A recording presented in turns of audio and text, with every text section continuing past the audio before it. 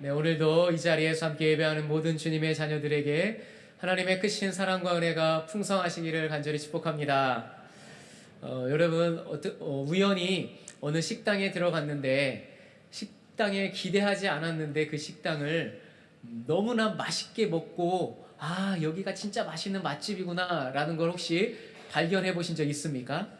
우리가 식당에 가거나 아니면 좋은 카페를 발견해서 가면 어떤 생각이 먼저 드냐면 나중에 내가 정말 사랑하는 사람과 한번 다시 와봐야 되겠다, 이런 생각을 우리가 하게 됩니다.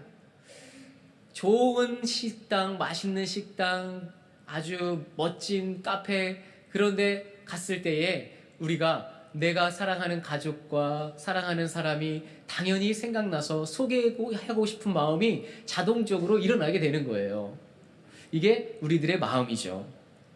우리가 진짜 좋은 것, 진짜를 발견하게 되면 누군가에게 반드시 소개하고 싶은 마음이 든다는 것입니다.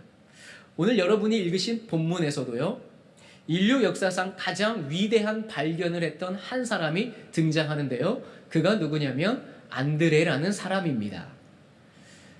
이 안드레는요, 가장 중요하고 위대한 발견을 한 후에 어떻게 하느냐, 오늘 본문 요한복음 1장 41절 말씀에 보니까 이렇게 말하고 있습니다. 함께 읽어볼까요? 그가 먼저 자기의 형제 시몬을 찾아 말하되 우리가 메시아를 만났다 하고, 메시아는 번역하면 그리스도라. 아멘. 그가 먼저 누구를 찾아갔죠? 형제 시몬을 찾아간 거예요. 가장 위대한 발견을 하고 나서 먼저 찾아간 사람이 자신의 형제였던 시몬이라는 사람이었다는 겁니다. 원래 안드레는 예수님의 제자가 아니었고 세례 요한이라는 선지자의 제자였습니다. 그런데 세례 요한이 저기 지나가는 한 청년을 보고 이렇게 말하는 거예요. 보라, 하나님의 어린 양이로다. 이렇게 말하는 걸 듣게 됩니다. 그리고 안드레가 그 즉시 예수님의 뒤를 따라가죠. 그리고 하루 동안 예수님과 함께 시간을 보내게 됩니다. 그리고 나서 이 안드레가 예수님을 만난 후에 깨달았어요. 이분이 우리를 구원할 메시아, 그리스도구나, 이렇게 깨닫게 되었어요. 그리고 그 즉시로 시몬을 찾아가서 이렇게 외친 거죠. 우리가 메시아를 만났다. 내가 메시아를 만났다라고 이렇게 외친 것입니다. 여기에서 우리말 만났다라고 쓰인 헬라어 단어는 휴리스코입니다. 이 휴리스코라는 단어가요, 단순히 만났다라는 뜻만 가지고 있는 것이 아닙니다. 이 단어의 뜻을 정확히 알려면 한 사람을 생각해 보면 되는데요, 고대의 수학자였던 아르키메데스라는 수학자라는 이름을 여러분 들어본 적 있을 거예요. 아르키메데스. 이 아르키메데스는요, 시라쿠사의 왕 히에론 왕 2세 시절에 있었던 수학자인데요, 이 히에론 2세가 금속 세공자에게 순금을 주어가지고 가서 아주 멋진 왕관, 순금 왕관을 만들어 오거라, 이렇게 지시를 내립니다. 그래서 금세공자가 이 순금을 가지고 멋진 왕관을 만들어서 왕 앞에 딱 드렸습니다. 왕이 딱 보고 흡족했어요. 멋있는 왕관이구나. 그런데 이 왕관을 딱 받아들자 의심이 하나 들기 시작하는 거예요. 이 금속 세공자가 100% 금을 다 사용해서 이 왕관을 만들었을까? 혹시 은을 넣어가지고 금을 빼돌린 게 아닐까? 이런 의심이 들기 시작하는 거예요. 그래서 이 의심을 거둘 수가 없으니까 아르키메데스를 불러다가 너 이게 진짜 순금 100%인지 은을 섞은 거인지 확인해서 증명해 와라, 이렇게 명령을 내립니다. 그리고 이제 아르키메데스가 이걸 어떻게 해야지 이제 고민하기 시작하는 거예요.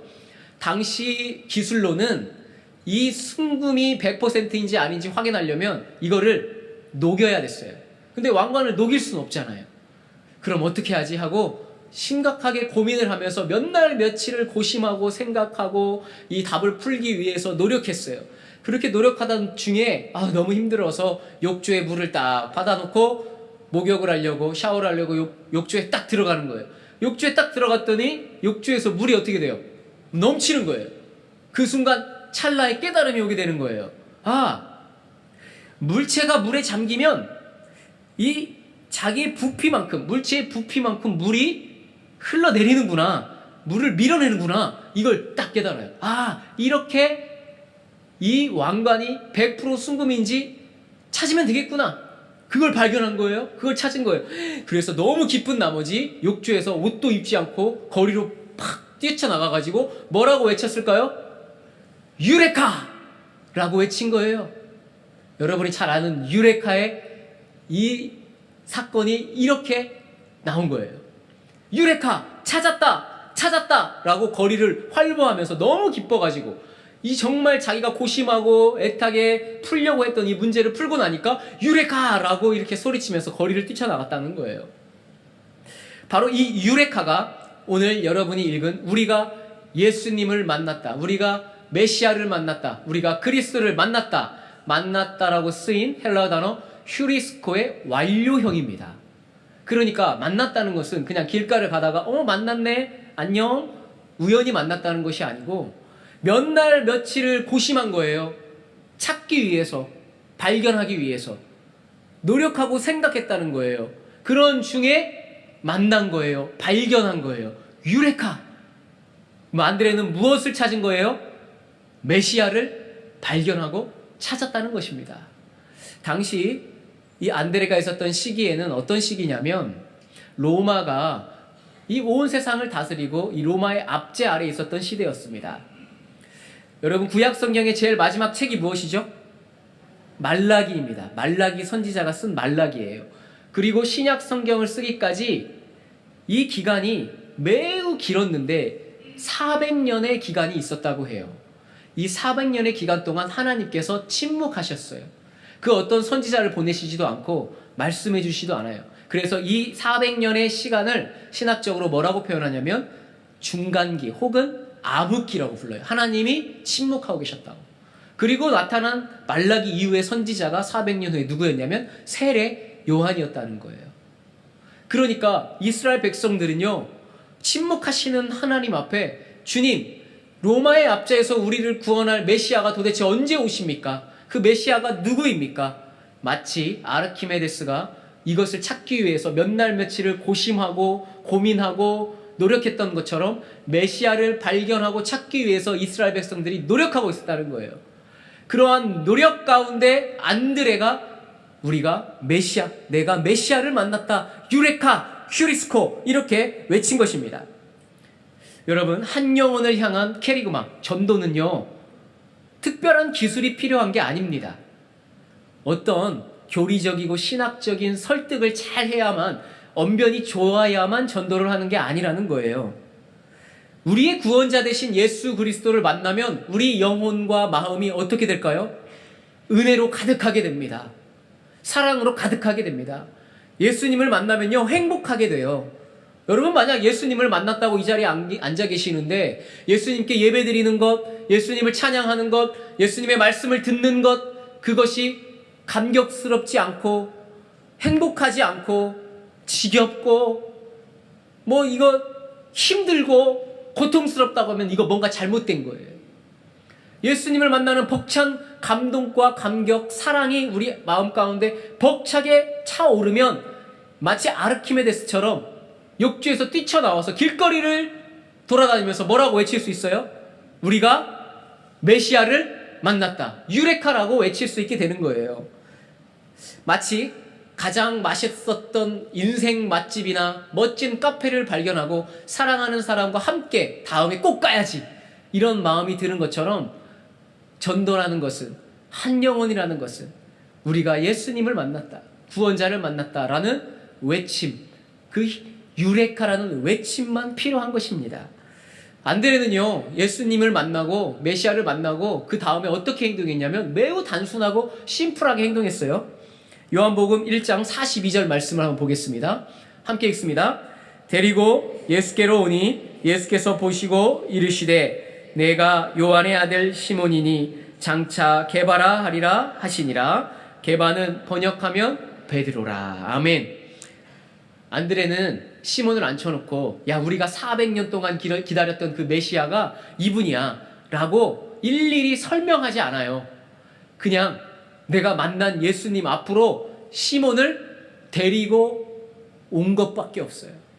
여기서 우리말 데리고 온이라고 쓰인 헬러 단어가요, 아고인데, 이 아고는 막 억지로 끌고 온다 이런 뜻이 아니고요, 부드럽게 길을 안내한다.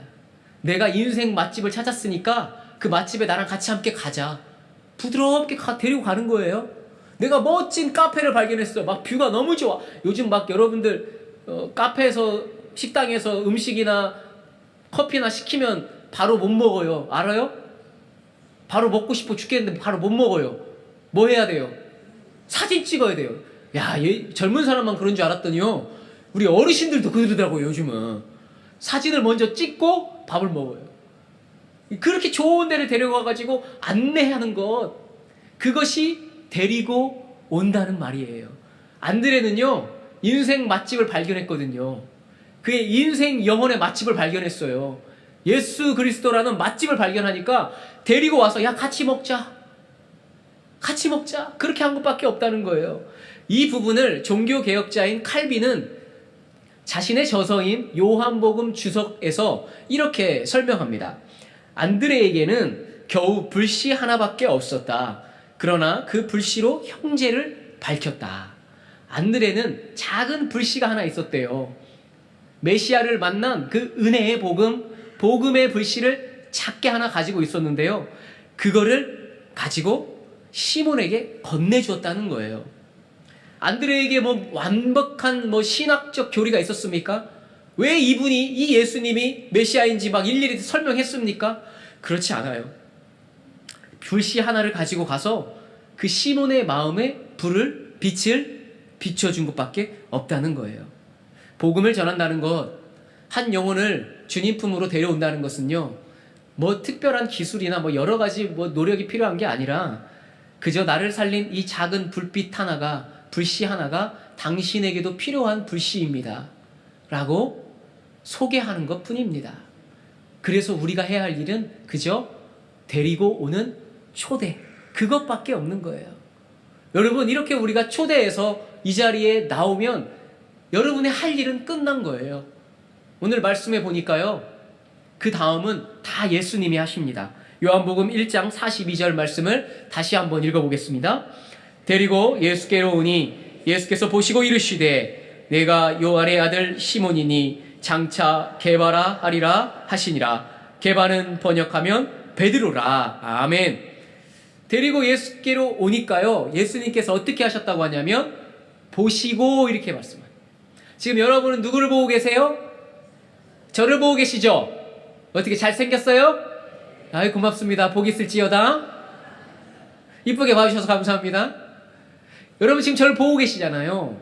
근데 우리가 이렇게 얼굴을 단순히 보는 것을 의미하는 단어가 아니에요. 이 단어가 예수님께서 시몬을 보시고 했을 때 단어는 어떤 뜻이냐면 헬라어로 엠블레포예요. 엠블레포는 응시하다 혹은 주의 깊게 관찰하거나 바라보다 라는 뜻이에요. 주의 깊게 바라보는 거예요. 그냥 이렇게 겉으로 촥 보고 끝나는 게 아니고 주의 깊게 바라보신다는 거예요. 근데 우리 예수님이 우리를 바라보실 때 어떻게 바라보시냐면 그저 우리의 겉모습만 보는 게 아니에요.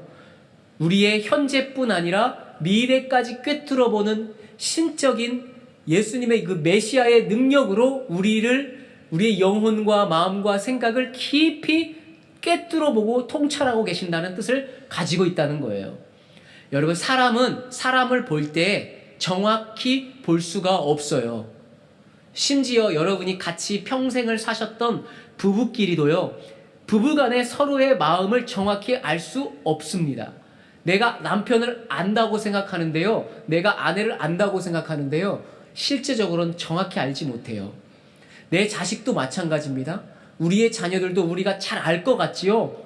우리 자녀가 어떤 생각을 가지고 사는지, 어떤 삶을 살 것인지, 어떤 성품을 가지고 있는지 잘 안다고 생각하시죠? 근데 잘 몰라요. 우리는 어쩔 수 없이 겉으로 보이는 것만 알기 때문에 그렇습니다. 만약 우리 하나님께서 저의 겉모습이 아니라 저의 속 안에 있는 모든 마음까지 여러분들에게 다 보여줄 수 있도록 딱 화면에 띄우면요, 저는 이 자리에서, 이 강대상에서 여러분들에게 설교하지 못합니다. 부끄러워서. 할 수가 없는 것이죠.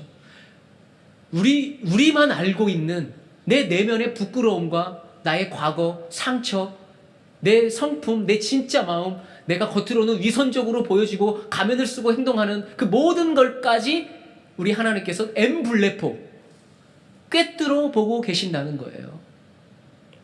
이 단어를 그래서 예수님이 자주 사용하십니다. 마가복음 10장 21절의 말씀에 이런 말씀이 있어요. 예수께서 그를 보시고 사랑하사 이르시되 내게 아직도 한 가지 부족한 것이 있으니 가서 내게 있는 것을 다 팔아 가난한 자들에게 주라. 그리하면 하늘에서 보화가 내게 있으리라. 그리고 와서 나를 따르라 하시니 라는 말씀이 마가복음 10장에 있습니다. 이 말씀은 어떤 상황이냐면 어떤 부자 청년이 예수님께 와서 묻습니다. 주님, 영생을 얻으려면 어떻게 해야 합니까? 그때 예수님께서 그를 어떻게 했어요? 보시고 엠블레포, 그냥 겉모습만 본 게 아니에요. 그의 과거와 현재와 미래와 모든 것을 보시고 어떻게 하셨냐면 사랑하사, 이렇게 기록하고 있어요. 그를 보시고 어떻게 했다고요? 사랑하사. 재물이 많은 부자 청년의 마음은 어땠어요? 무엇이 제일 중요했죠? 재물이 제일 중요했어요. 근데 재물이 가장 중요하다고 생각하면서 살아갔던 사람이 예수님께 와서 위선적으로 어떻게 하면 영생을 얻겠습니까? 질문한 거예요. 예수님이 그걸 모르셨을까요? 아셨어요.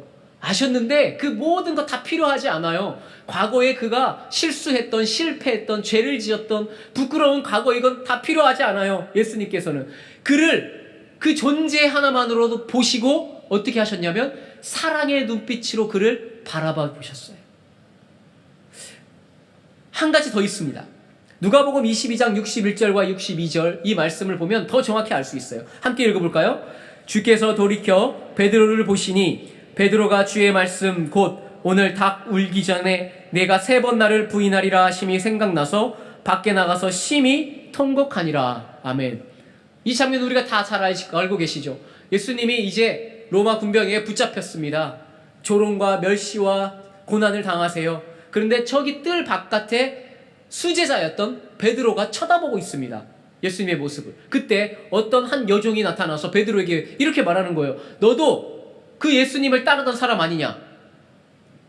너도 그 당 아니냐? 이렇게 물어보니까 베드로가 어떻게 하죠? 난 저 사람, 예수라는 사람 절대 모릅니다. 부인합니다. 그렇게 부인하고 난 다음에 예수님이 누구를 쳐다보셨냐면 베드로를 보셨어요. 베드로의 눈과 예수님의 눈빛이 서로 맞닿게 되었어요. 예수님이 아이고 너 수제자라더니 뭐 하는 짓이냐? 너 내가 배신할 줄 알았다. 저리 가라. 그러셨을까요? 그런 눈빛이었을까요? 아니에요. 오히려 베드로를 향한 사랑과 긍휼의 눈빛으로 베드로를 보셨다는 거예요. 엠블레프 하셨다는 거예요. 그 눈빛을 바라보고 베드로가 어떻게 합니까? 눈물을 흘리면서 심히 통곡하며 회개하지 않습니까? 이것이 바로 엠블레포, 예수님이 우리를 보시는 눈빛이세요. 예수님이 여러분을 그렇게 존재만으로도 사랑스럽게 바라보고 계신다는 사실입니다. 여기서 잠깐 저는 이런 생각을 해봅니다. 여러분에게 하나의 사진을 보여드릴게요. 이 사진이 누굴까요? 이 사진이 어린 시절 누구의 사진인데 저의 큰딸이에요. 제 큰딸의 사진이거든요. 어렸을 때 이 사진을 보면 저는, 그리고 저의 아내는 어떤 생각이 들까요? 어떤 마음이 들까요? 야, 사랑스럽다, 귀엽다. 저 모습 자체만으로 저렇게 얌전히 앉아가지고 책을 읽고 있잖아요. 여러분 얼마나 예뻐요. 사랑스럽죠. 그 존재만으로도 사랑스러운 거예요. 근데 저 조그만 아기가 지금 중학교 3학년이에요. 다 커서 이제 아가씨가 됐네요. 근데 이제 이 아이가, 아가씨가 된 이 아이가 저기 어렸을 때 지금 여러분께 보여드린 이 사진을 보면 뭐라고 하는지 아세요? 부끄럽대. 아이 빨리 치워, 빨리 치워, 막 이래요. 어렸을 때 자기의 모습이 별로 마음에 안 드는 거예요. 여러분, 저희 딸을 만나면 오늘 네 어렸을 때 사진 봤다는 말을 절대 하시면 안 돼요. 왠지 아세요? 제가 허락을 안 받고 지금 보여드렸어요. 제가 알면은 저 큰일 나요, 집에 가서. 요즘 중학교 학생들이 얼마나 무서운지 알아요, 몰라요? 큰일 납니다. 어렸을 때 자기의 모습이 부끄러운 거예요. 과거의 모습이. 지금 이렇게 예쁘고 아가씨가 된 모습이 좋지, 그 어렸을 때 조그만할 때 저렇게 있었던 모습은 별로 보고 싶지 않다는 거예요. 예수님이 우리를 보실 때, 주님이 우리를 보실 때 이런 거예요. 우리는 예수님 과거에 나 이런 모습 싫어요, 부끄러워요, 저리 치워버리세요, 이렇게 생각할 수 있잖아요, 우리는. 그런데 주님은 그게 아니세요. 존재 자체만으로도 사랑스럽고 아름답게 보시는 거예요. 그게 주님이 우리를 보시는 시선입니다. 그게 바로 주님이 보신다는 엠블레포입니다. 그 주님의 시선이 닿았을 때 시몬에게 처음 만났단 말이에요. 안드레가 데리고 온 이 시몬을 예수님이 처음 만났어요. 근데 그것을 보시고 그 사랑의 그 존재만으로도 사랑하는 그 눈빛으로 바라보신 다음에 뭐라고 하시는지 아세요? 주님이 너희의 이름을 앞으로 시몬이라 하지 않고 무엇이라 한다? 게바라 한다. 게바는 번역한 베드로래요, 베드로. 여러분, 베드로라고 쓰인 헬라어 단어가 페트로스거든요. 페트로스는 단어의 뜻이 뭐냐면 반석, 아주 큰 거대한 바위라는 뜻이에요. 처음 만났어요. 예수님은 이 시몬을 처음 만났어요. 시몬은 어떤 사람이었어요? 어부였어요.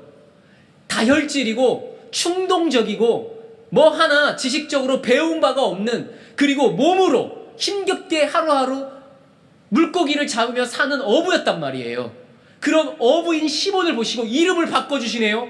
너 이제 시몬 아니야. 무엇이야? 반석이야. 너는 이제 앞으로 믿음의 반석이 될 거야. 너는 이제 앞으로 이 교회의 반석이 될 거야. 너는 이제 앞으로 이 복음을 지탱하는 반석이 될 거야. 만난 첫 만남에서 그의 이름을 바꿔주십니다. 사랑하는 여러분, 우리가 잘 알다시피 베드로는 주님의 그 말씀처럼 반석으로 복음과 믿음을 가지고 살아가는 위대한 사도가 됩니다.